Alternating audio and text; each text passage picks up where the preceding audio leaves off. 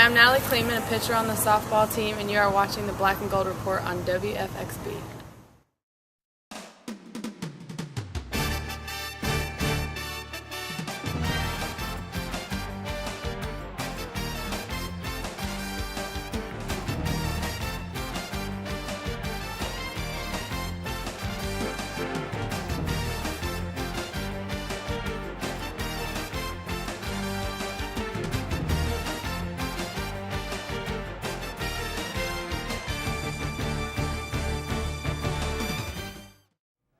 Good afternoon, Braves fans, and welcome to this week's edition of the Black and Gold Report, a program all about UNC Pembroke athletics. I'm Kevin Freeman, and today on the show we'll be joined by head golf coach David Simon, and on the second half of the program we'll be talking a little track and field with assistant track and field coach Kevin Clancy. But first, we're joined by Coach Simon. Coach, welcome back to the program. Thank Good you. to see you again. It's great to be here. Well, the golf season's underway, at least on the ladies' side, so I thought we might talk a little bit about the ladies' team first, if that's all right. They've already started off very strongly the spring season. They've had 2 tournaments under their belt so far. Yes. Just talk a little bit in general about the team, including the depth that you have. You're a very strong team looking to go places this year. How far do you think this team can go? Well, like you said, we have had a good start, a second place in Kiowa Island and a third place last week down at Flagler.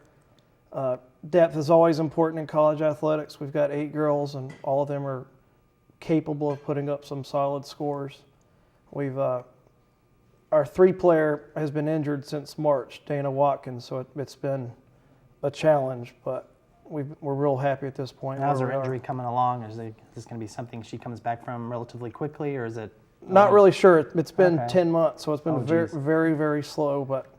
Well, can this team challenge for the Peach Belt crown, do you think, like the men's team did last year and the ladies for that? Yes, much? definitely. Even without Dana, we're leading the conference in scoring average. Fantastic. Well, you mentioned a couple of players already, but who are some of the other golfers on the ladies team that are going to see action this year? As we said, you bring a lot of players back, but also are there some newcomers you're particularly excited about?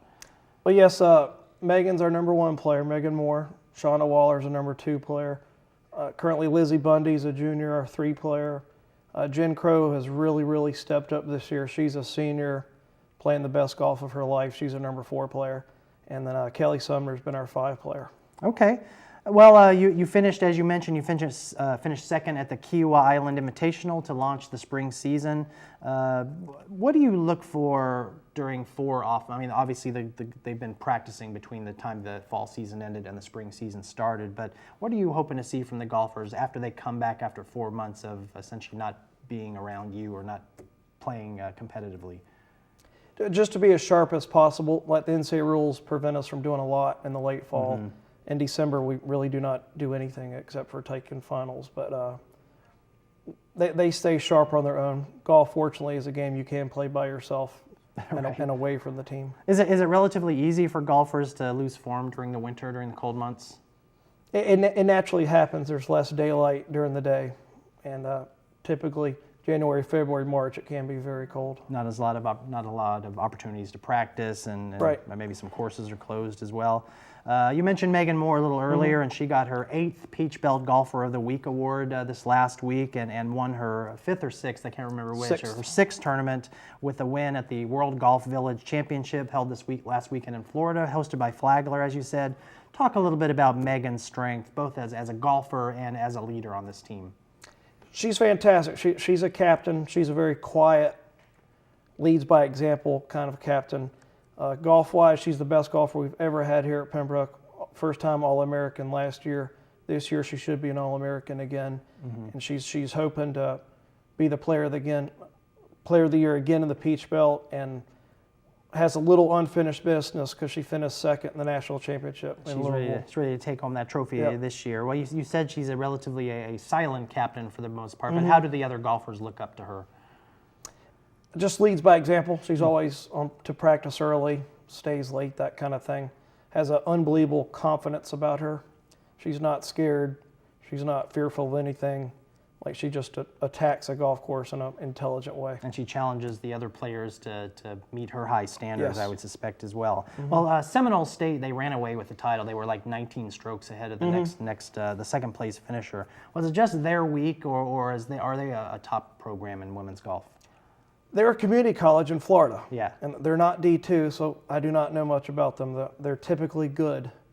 But it just shows you, like, anybody in the world is interested in moving to Florida and playing golf for college, regardless of if they're D1 or a community college. And it was an interesting team. They're all foreigners, and really, I'm not sure how much English they could speak at all. But does playing golf 12 months out of the year give the Florida teams and the Southern teams an advantage, you think? It does. Yeah. Definitely.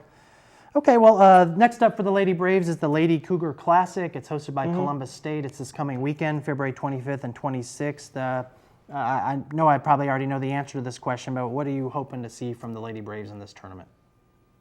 Well, we've won the last 2 years we've been down there, so we'd love to make it 3 in a row. It's a good golf course, very tough to read greens, very tricky, but it's a good solid field. It's the kind of field that we can win, but we're going to have to step up and play good. Well, given the fact that you have won it 2 years in a row, does that put kind of a target on your back so the other team's out to get Pembroke?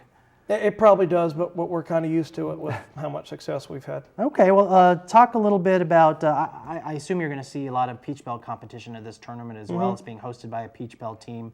How many Peach Belt teams usually come to these kinds of tournaments? I believe there's about 12 teams in the field. Probably half of them will be Peach Belt. So these are going to be teams that you're familiar with seeing, that you're comfortable playing against, and you're definitely going to be seeing those teams again in a number of tournaments, including the Peach Belt Championship at the end. Yes. Well, do you, as the coach, have to make any adjustments to your team strategy when the weather is cold? Do the players have to do different things when the weather is cold to adjust to that? Well, we obviously dress differently. A lot of layers. Extreme conditions, we go to Walmart and buy hot hands for our hands and our feet. But strategy-wise, we love it. I love it when it's cold and nasty because a lot of the girls will complain.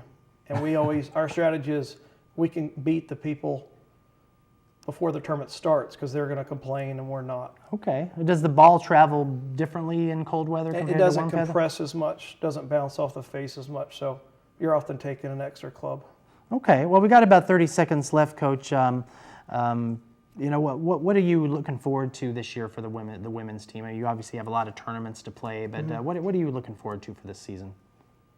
I've got 3 seniors in the top 5. I'm looking to spend a lot of time with them, and our goal is to win another Peach Belt Championship and to attend the National Championship in Daytona Beach, Florida. All right, Coach, we're going to take our first break. We're going to come back and talk a little bit about the men's team.